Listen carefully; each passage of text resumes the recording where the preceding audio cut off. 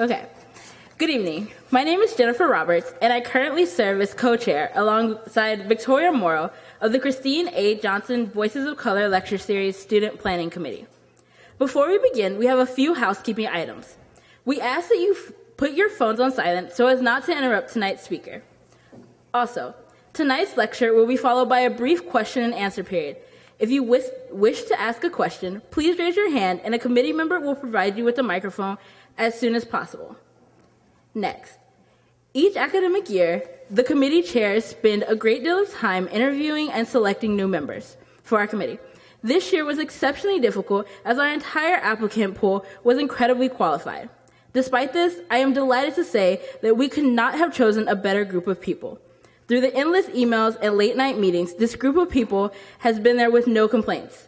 Could I please ask the Voices of Color Lecture Series members of 2012 to stand, and let's give them a big round of applause for all of their work.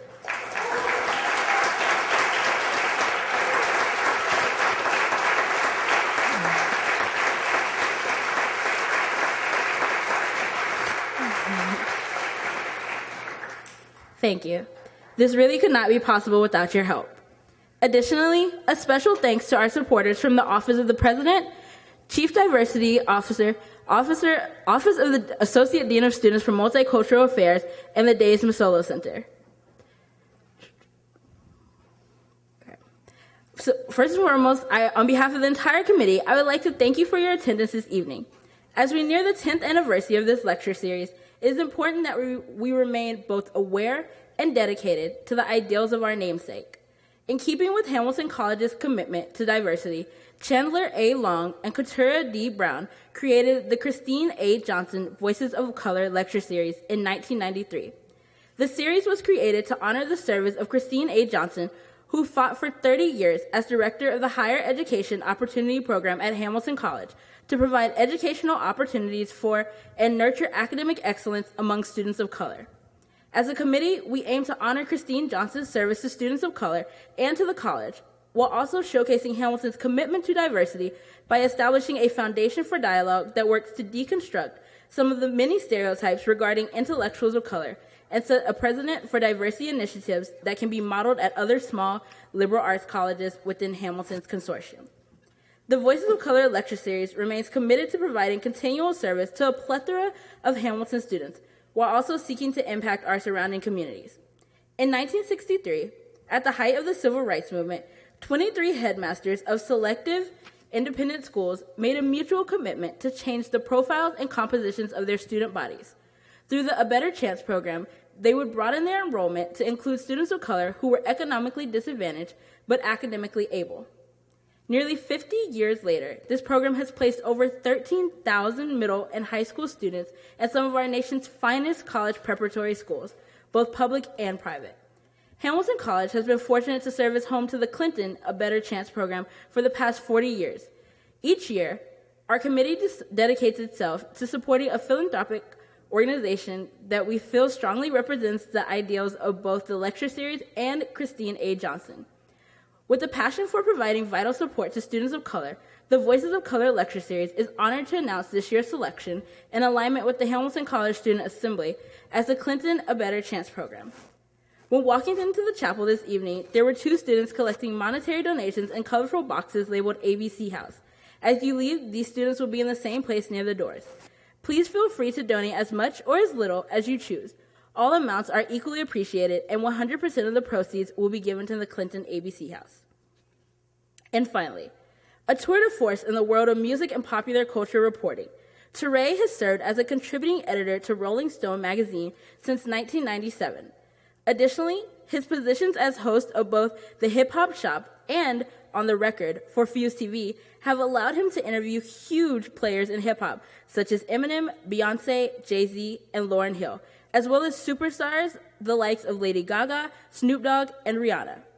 Also adept on issues of race, Toure is an NBC correspondent and author of the recent book, Who's Afraid of Post-Blackness, which takes a bold look at what it means to be black in the 21st century, as well as how blackness has changed over the decades.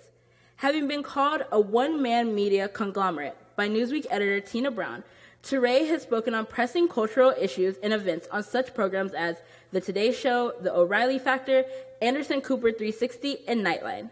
Recently a major player in working towards accurate media reports on the Trayvon Martin case, Toure's knowledge and work with disenfranchised communities is commendable. Please join me in giving a warm welcome to Toure.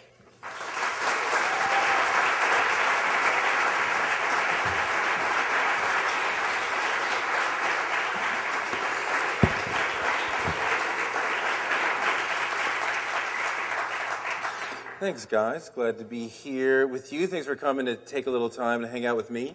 I want to talk about a lot of things, and we started to talk with the advertisement and the poster about hip-hop, and I don't want to talk about hip-hop in specific, but I do want to talk about a significant aspect of hip-hop culture that I think almost all of us are aware of, which is Dave Chappelle and his amazing show, which seems like a comedy show, but there's so much more going on.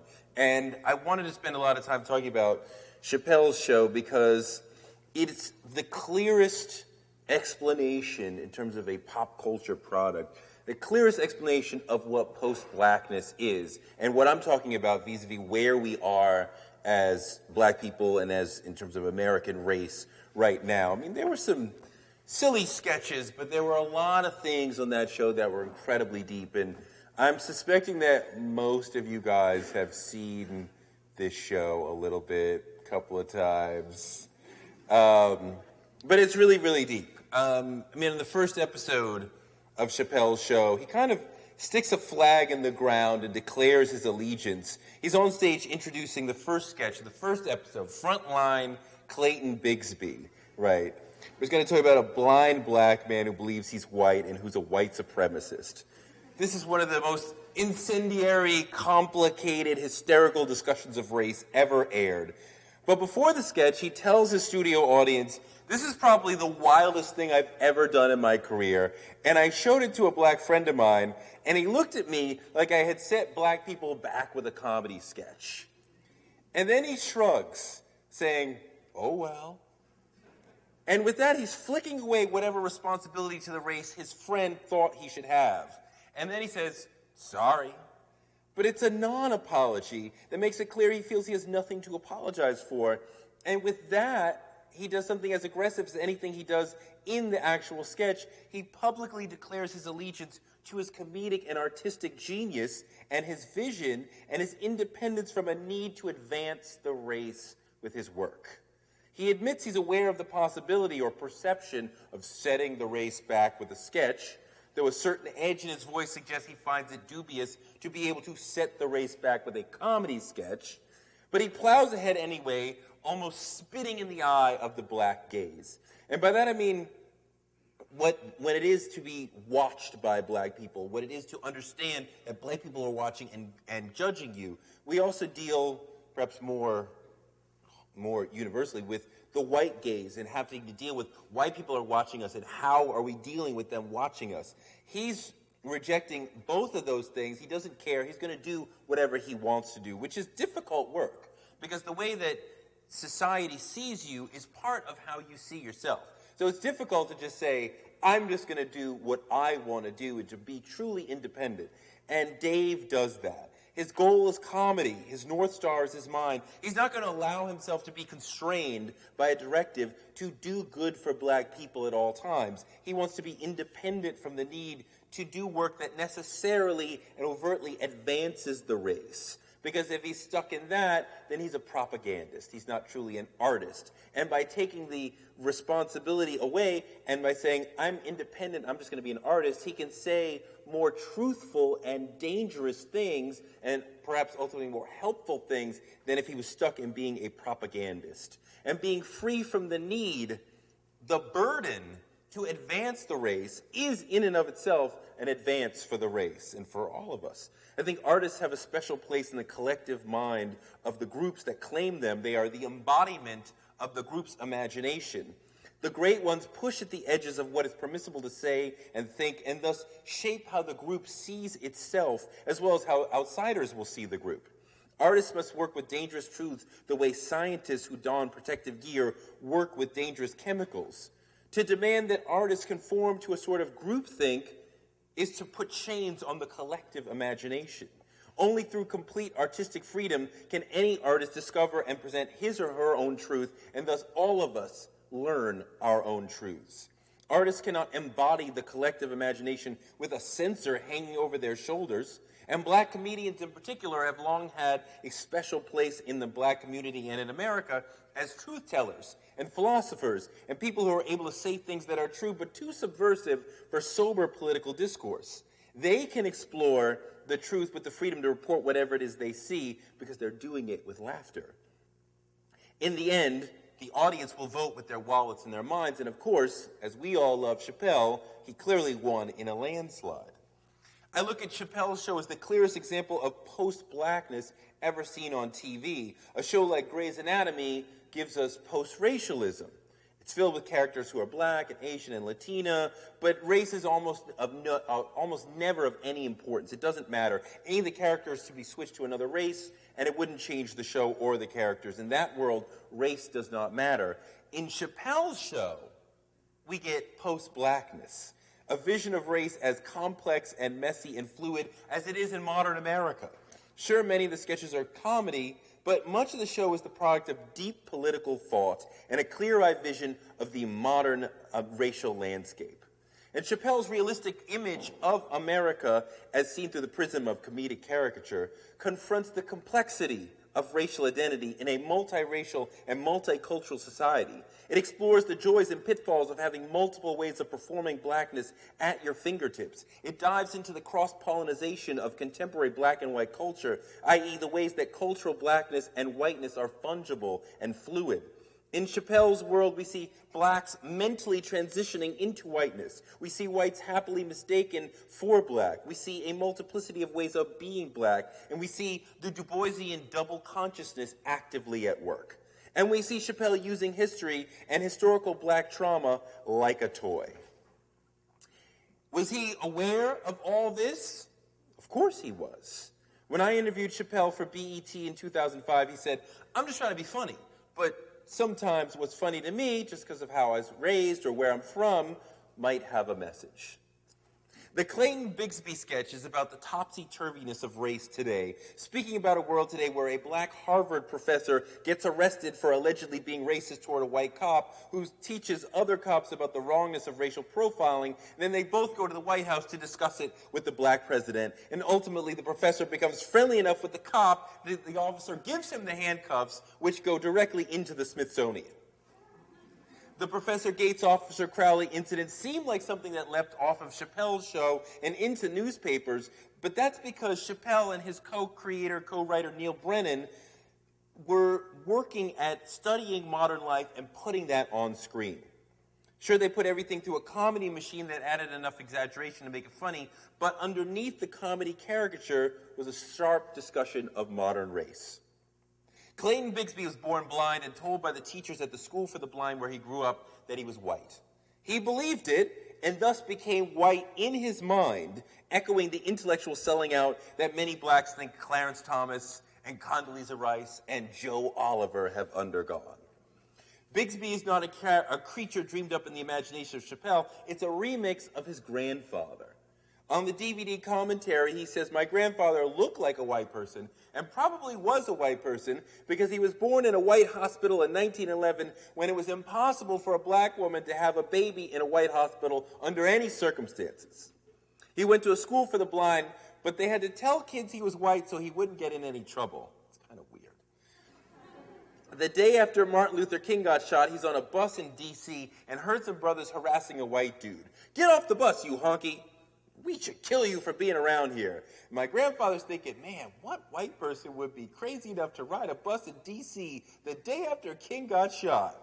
And then he realized they were talking to him.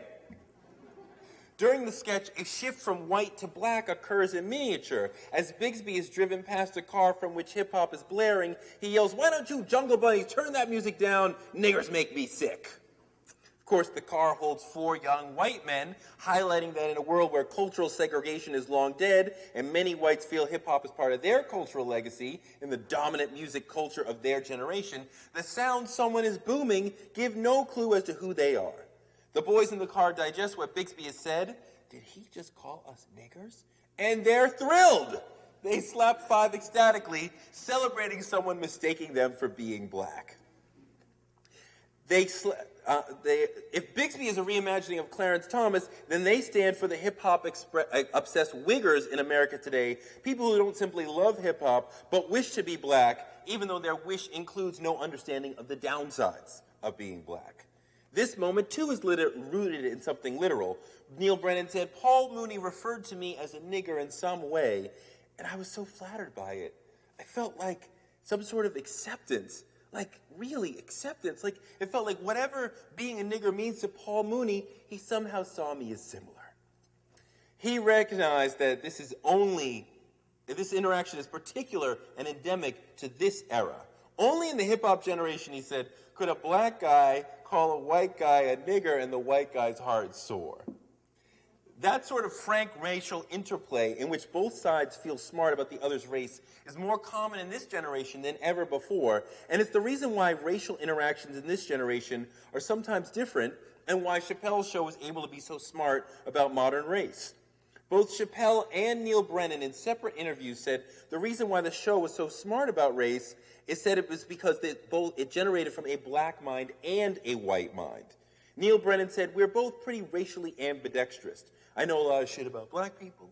He knows a lot of shit about white people, just from pure exposure and interest. I'm as inspired by Spike Lee as Dave is by Kurt Cobain."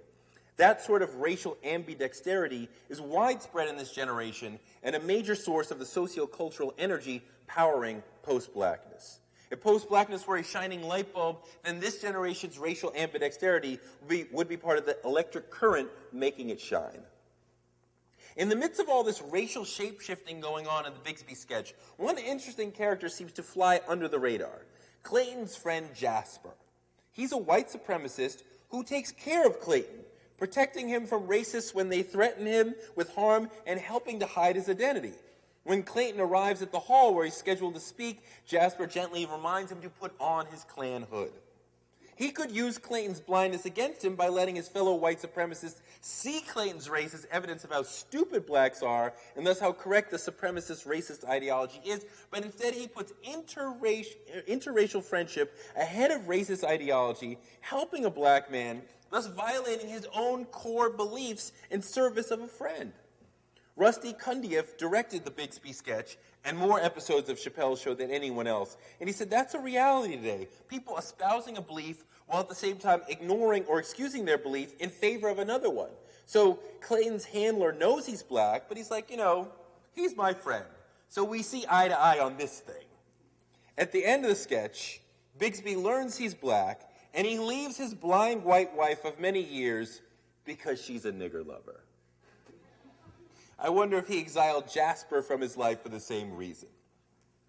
Chappelle knew that they'd created something not just funny, but brilliant and politically accurate in spite of the exaggerations. So when his bosses at Comedy Central pushed back and tried to shove the sketch off the first episode, a major battle ensued. And Dave was willing to walk off if they didn't put that one on. They felt that strongly about it.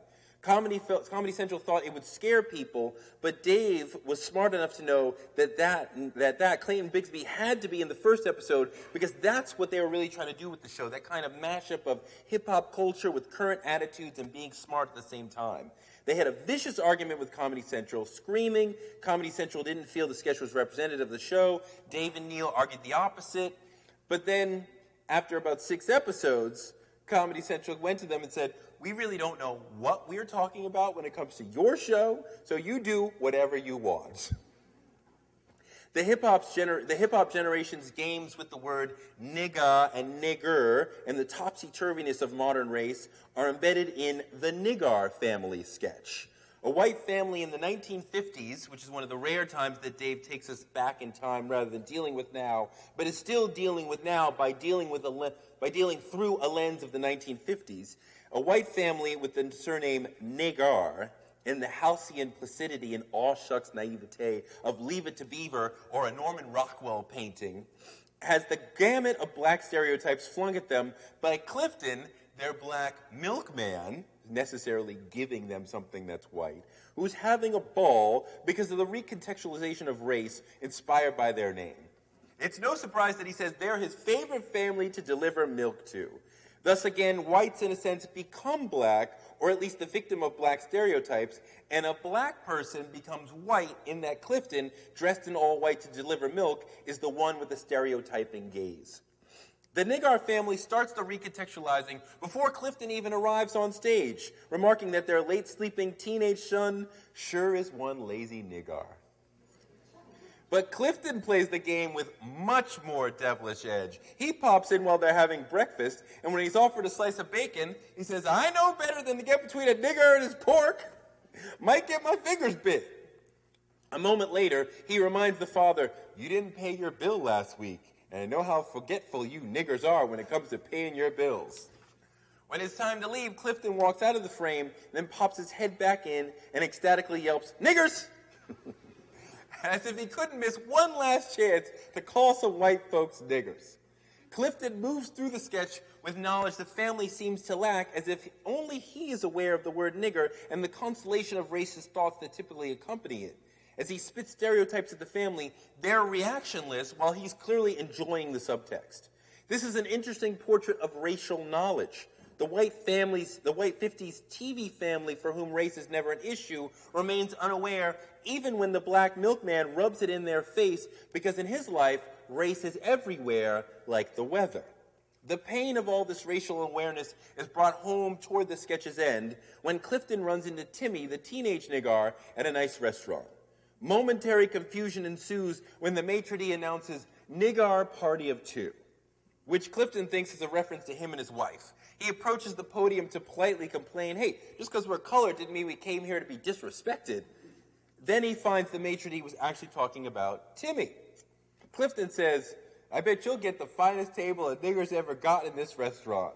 And then he laughs a long, hearty, bluesy laugh at the thought that this teenager's social rank outstrips his by so much.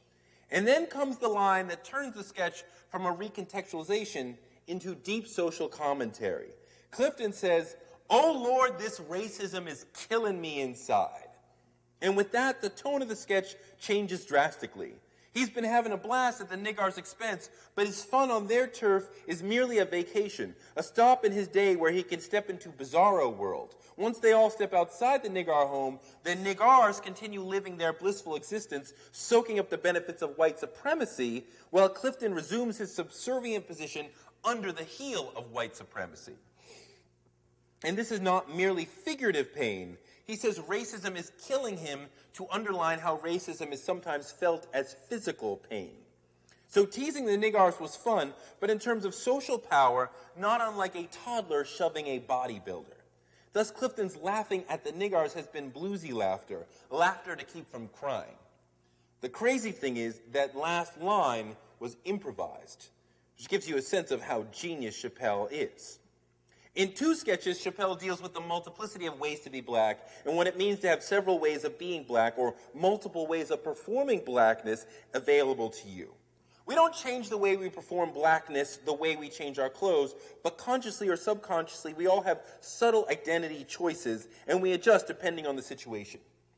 Wayne Brady is a well-known talk show host and comedian who many blacks find corny or deeply filled with the countenance, tones, and tropes reminiscent of whiteness. If you imagine blackness as a continuum of identity tropes able to be plotted along a horizontal line, then perhaps Jim Brown, Richard Pryor, Malcolm X, Jesse Jackson, Angela Davis, Pam Grier, Lauryn Hill, and Michelle Obama are at one end, while Wayne Brady is at the other end with Byron Allen, Condoleezza Rice, and Bryant Gumbel. The Wayne Brady episode arrived a season after a sketch in which Paul Mooney said, "Wayne Brady makes Bryant Gumbel look like Malcolm X." For many years, black people have thought of Gumbel as being at the end of the line, so for Mooney to place Brady so far past Gumbel is shocking. But is any of that fair? Obviously, Brady didn't think so, because when Brady ran into Dave in Beverly Hills while Dave was shooting and Brady lives there, Brady pulled Dave aside and said, that really hurt my feelings when I saw that sketch. Because Brady knows blackness is fluid.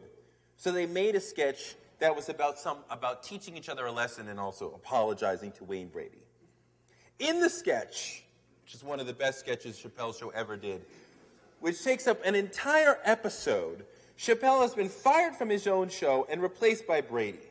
This interacts with the perception of Brady as a vulturous sellout on two levels. First, difficult, prickly, controversial Chappelle, who forces whites to think about things they would rather not, has been replaced by Comedy Central's white executives with Brady, a white, appeasing black man, who's much easier for whites to deal with, thus confirming black fears that white appeasers, who are of no value to the black community, will be used to replace and silence black performers or leaders who are valuable and helpful to the black community, partly because they make life for whites uncomfortable.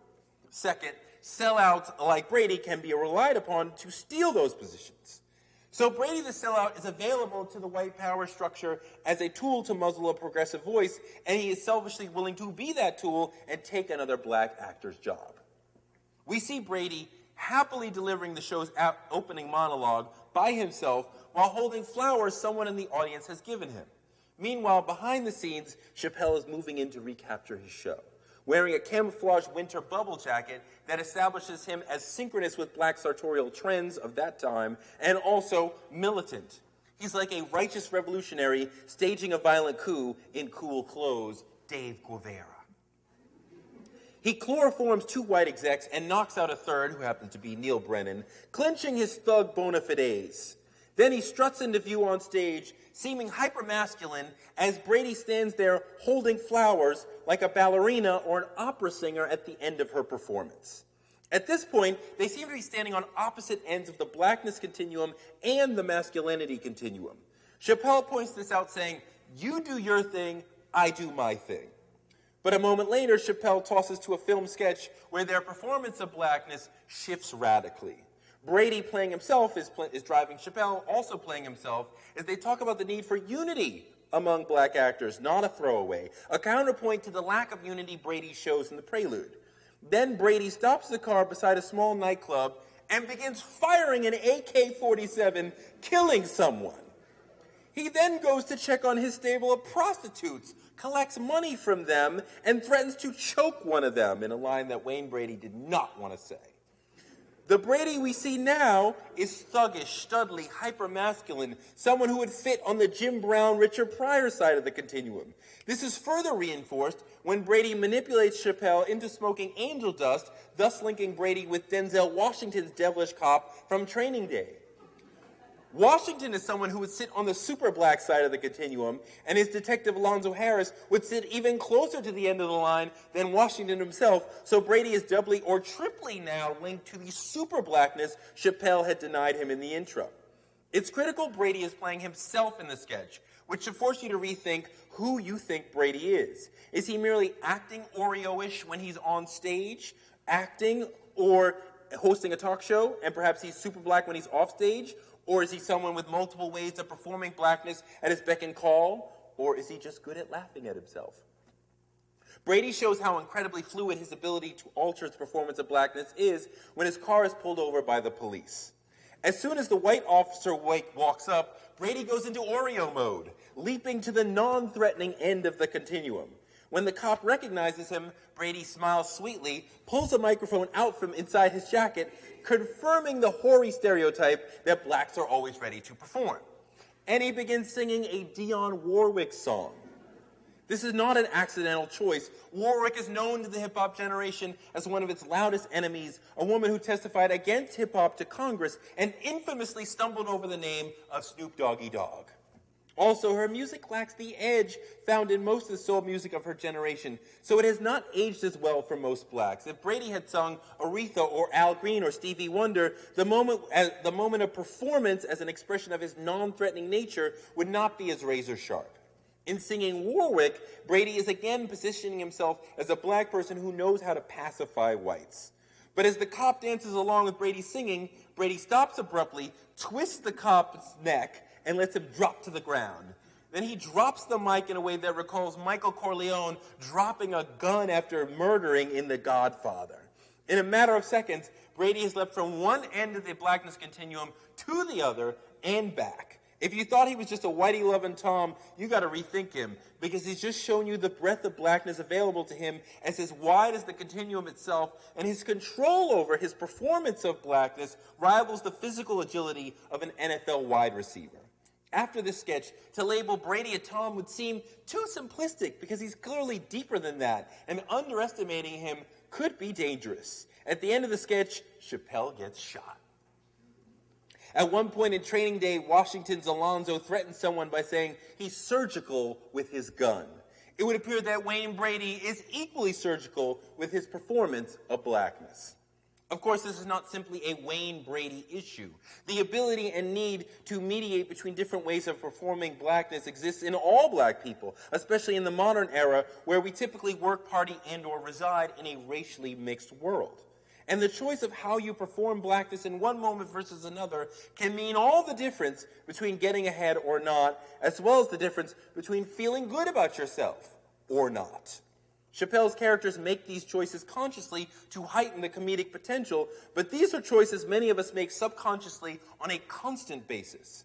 The sketch, When Keeping It Real Goes Wrong, presents Chappelle as Vernon Franklin, a vice president at the fictional Viacorp, which is not incidentally very close to Viacom, where he worked, as well as the first in his family to attend college, thus ending the cycle of drug addiction and violence plaguing his family for generations.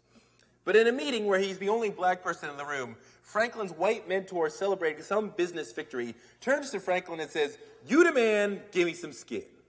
It's a ham-fisted caricature of black slang. This is a moment many blacks who work in predominantly white spaces have experienced. White person offending by misappropriating blackness and reducing you to a stereotype and less of an individual than everyone else in the office. When this happens in the workplace, the attendant power dynamics make it much more complicated. Do you swallow it and continue receiving a paycheck at the risk of feeling like a sellout? Or do you speak your mind and maintain your self-respect while risking the loss of your revenue stream? The conundrum runs deep. If you forcefully push back against your mentor's insult, you'll probably feel a surge of black pride. You protected the race and your own racial indignity when someone disrespected. If the entire race were watching on a hidden camera, you'd get a Purple Heart. If you do nothing and allow the disrespect to go unchecked, you may feel like you betrayed the race and abandoned your principles and ideals, but still you're getting paid. But too many moments like that can lead to a debilitating identity crisis and or soul-eating depression. So how do you maintain a positive self-image and a job in a world where you feel torn between making nice so you can get that money and putting your foot in Whitey's ass so you can feel good about yourself? The voiceover in the sketch says, Vernon got along with everyone he worked with, which in his heart of hearts made him feel like an Uncle Tom. So Franklin's already been waging an internal struggle between doing the social work necessary to stay at Viacorp and respecting himself as a black person. He's been told at some point that a black person who gets along with whites too easily is probably a sellout, and a real black person, one who's on the Jim Brown, Malcolm X side of the continuum, is discomforting whites at some level. So Franklin's mentor's assault is the last straw that forces him to confront the challenge of what it means to do right by himself and to do right by the black community when those two desires diverge. So what's Franklin to do? Just take it the way he imagines a sellout would? Or pull out his street tropes and violently retort? He's got to choose which among his various identities is the appropriate one to respond with. Should he keep it gumbo or get Malcolm X on this man? He makes the best choice for the comedy sketch. He gets street and curses his mentor out. If the entire black community was watching via hidden camera, the audience would burst into ecstatic applause. Alas, in the next scene, Franklin is wiping a windshield at a gas station. It's unclear if he's just washing cars or is allowed to pump gas too. Either way, his professional career has been derailed, and he seems on his way to continuing the cycle of drug abuse that's plagued his family for so long. But there's a consolation prize. He kept it real. The trophy that goes along with that has cubic zirconias on it. I suspect the modern dilemma that Franklin went through, how to mediate between an individual's professional needs and what the individual thinks the community wants from him, as well as how to maintain self-respect, was thrust onto Chappelle himself, leading to his abrupt and shocking exit. In the midst of taping Chappelle's show's third season, shortly after signing a contract that would pay him a reported $50 million, he heard a white person laugh at a joke in a way that rankled him. And that was the trigger to make him walk away from his show.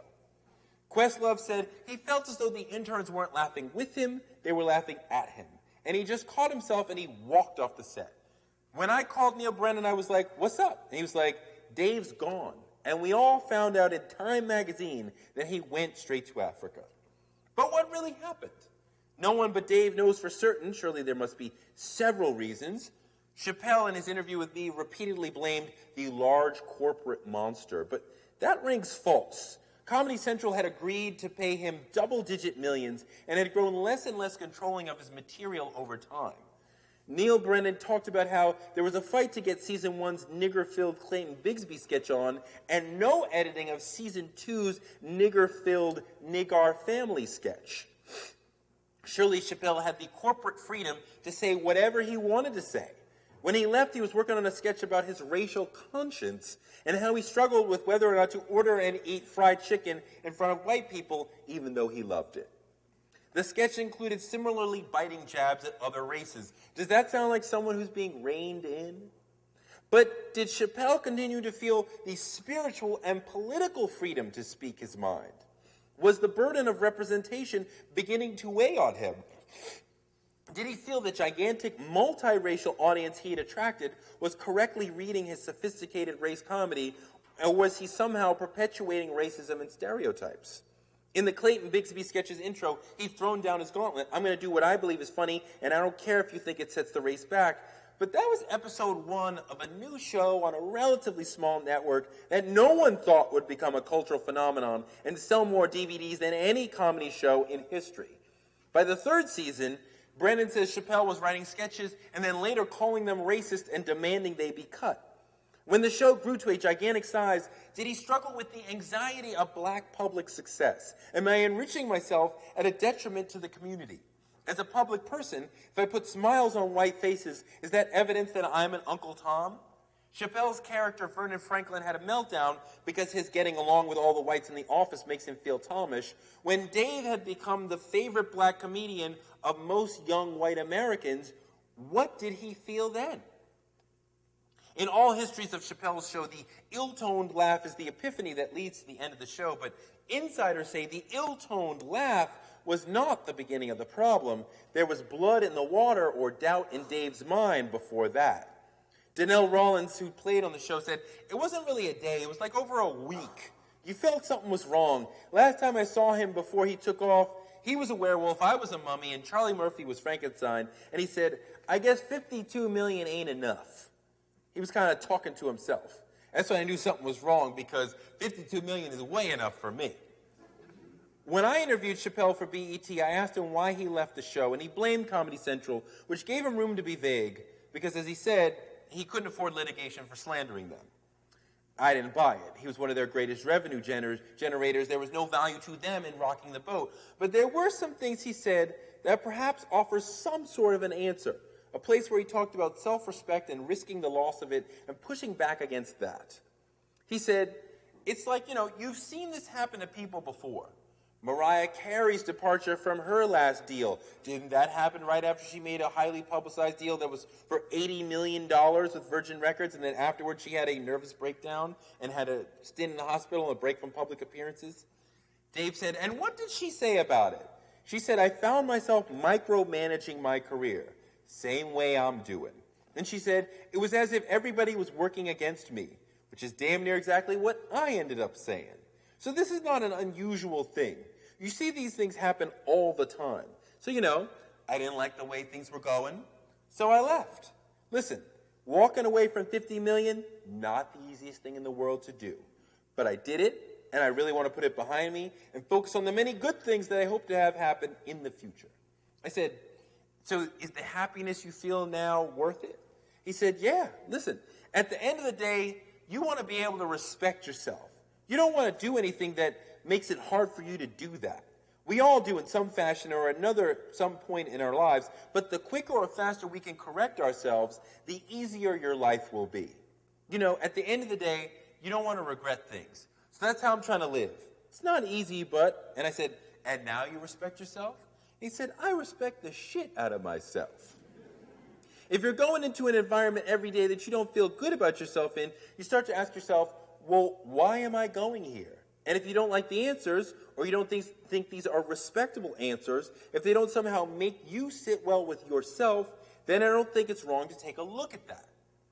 I think some of the real answers on why he left is embedded within that. Months after the show ended, Chappelle went on a nationwide stand-up tour and talked about why he left. He told a story that he said would explain everything, but it needs unpacking to truly understand. It was from Iceberg Slim's book, Pimp, in which a prostitute who's been with Slim for many years says she wants to leave. The pimp says, okay, but she must turn one last trick for him. She goes to a hotel, but in the midst of having sex with a man, he dies. Distraught, she calls Slim, who rushes over to the hotel room and comforts her. He tells her he's going to take care of this for her, but he's doing her a gigantic favor in getting rid of this body and putting himself at great risk to do so, meaning she's going to have to continue working for him for many more years to pay off her new debt. She's sad, but agrees and goes back to the street to work. And when she's gone, the dead man wakes up. He was a plant to help Slim re-entrap her. Chappelle presents himself as the prostitute, suggesting that Comedy Central is the pimp entrapping him. But I believe, as Donnell Rawlins does, that in the story, Chappelle is both the prostitute and the pimp. Rawlins said, who are you upset with? Be real with it. You're not upset with the white man. You're upset with yourself. The pimp and prostitute are separate sides of Chappelle, either his writer self and his performer self, or his old, audacious, barely famous self and his new national phenomenon and scared of itself, or some other psychological dichotomy. Either way, it's Chappelle who's put himself in position he doesn't want to be in a place that makes him feel like a prostitute because he's questioning whether he's bringing the race down with work that's too subtle for a massive audience, including many white people who don't understand black comedy and culture. The audience is the John in the joke, seeming to be dead. When the comic does his job well, the audience is killed, but in fact they are not. He thinks maybe they are laughing at him and helping to trap him and keep him prostituting. Chappelle's comic mouth has written checks that his body is afraid to cash. And the abundance of whites at the party that is his edgy cultural production makes him wonder if he's gone from brilliant cultural commentator to culture-damaging sellout. Telling abrasive jokes about your family when it's just family in the room can feel cathartic, but telling them to a massive crew of outsiders is treason. The freedom of the post-black era has scared Chappelle to death, so he picks up the gauntlet he threw down at the beginning of the show, and he runs to Mother Africa. So that's Chappelle.